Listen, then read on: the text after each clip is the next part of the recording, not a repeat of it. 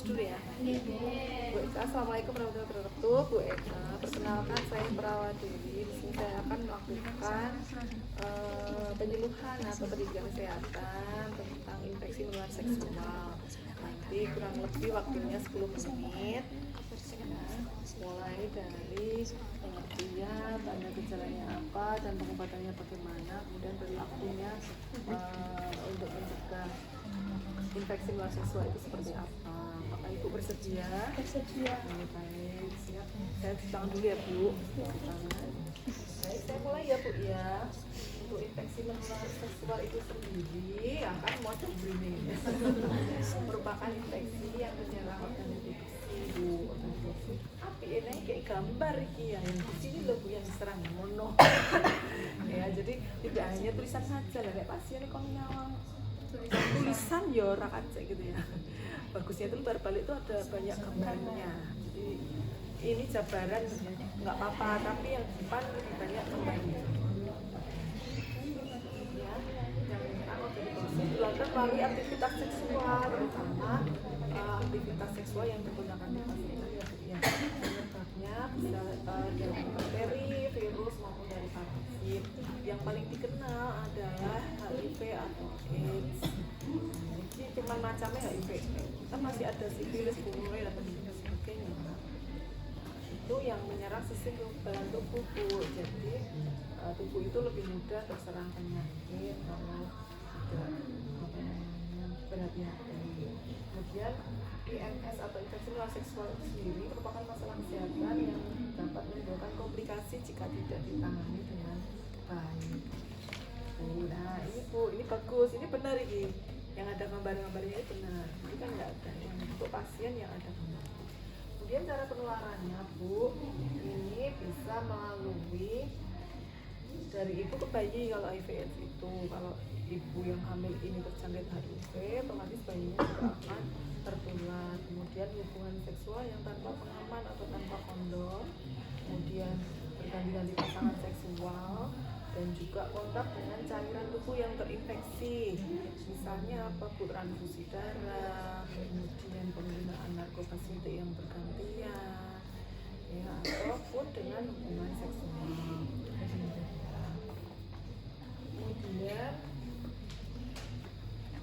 selanjutnya ya Bu ya, tanda dan gejalanya infeksi menular seksual itu ada gejala yang sering muncul. Yang pertama itu ada cairan yang tidak normal dari kemaluan, bisa berbau, kemudian baunya busuk, ataupun ada perdarahan, ataupun ada cairan yang berwarna kekuningan.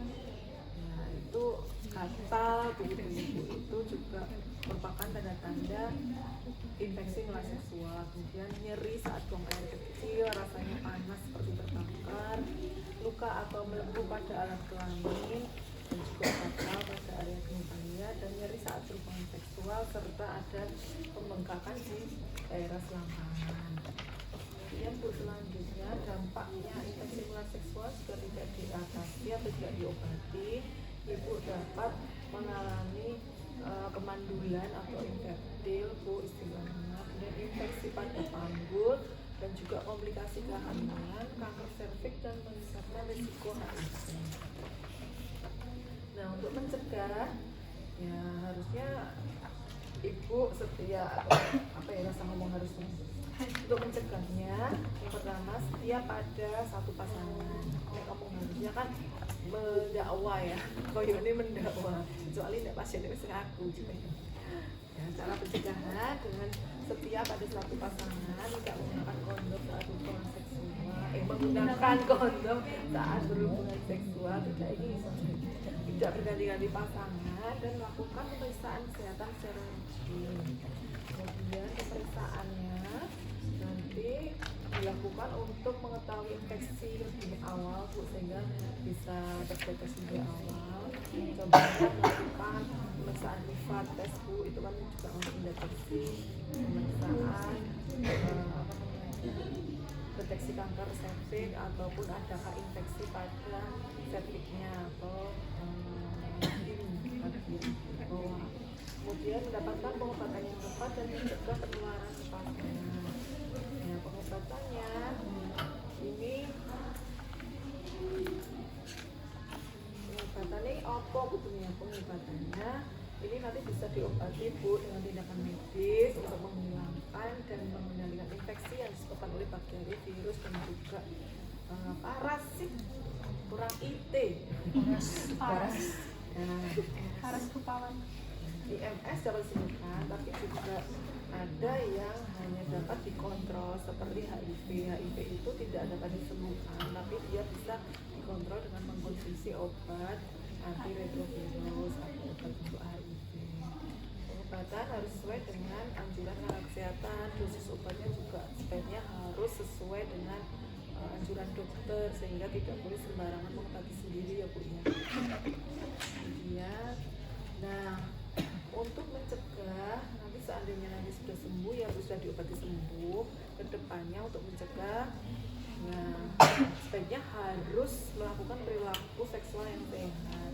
Yang pertama, setiap pada pasangan menggunakan kondom dan menjaga kebersihan organ reproduksi, misalnya dengan membersihkan organ reproduksi ataupun genitalia atau daerah kemaluan ibu dengan membasuh, mencuci menggunakan sabun setiap buang air besar, buang air kecil sebelum dan sesudah berhubungan seksual. Kemudian untuk pesan penutup, nah jangan khawatir Bu, IMS ini dapat dicegah dan diobati kalau belum terjadi. Ya, langkah-langkah pentingnya lindungi diri, lakukan pemeriksaan dan segera berobat jika ada gejala yang ibu rasakan. Demikian Bu yang dapat saya sampaikan. Apakah ada yang ditanyakan Bu? Bu, jika melakukan hubungan seksual tetapi kondomnya itu bocor gimana Bu? Kondomnya bocor, ya itu kan resiko ya Bu ya. Kalau namanya kondomnya bocor itu kan resiko. Jadi kalau memang sudah seperti itu harus segera diantisipasi. Sebaiknya juga dicegah kalau memang tidak ingin hamil terkait dengan bocornya kondom tadi, berarti segera menggunakan alat kontrasepsi darurat. Nanti bisa datang ke bidan ataupun dokter. Ya, kontrasepsi darurat itu bisa digunakan itu untuk mencegah kehamilan yang tidak diinginkan. Ya. Itu Bu, ada pertanyaan lagi? Tidak Bu. Ya, baik. Terima kasih Bu. Nanti kalau ada keluhan Ibu bisa datang ke sini lagi.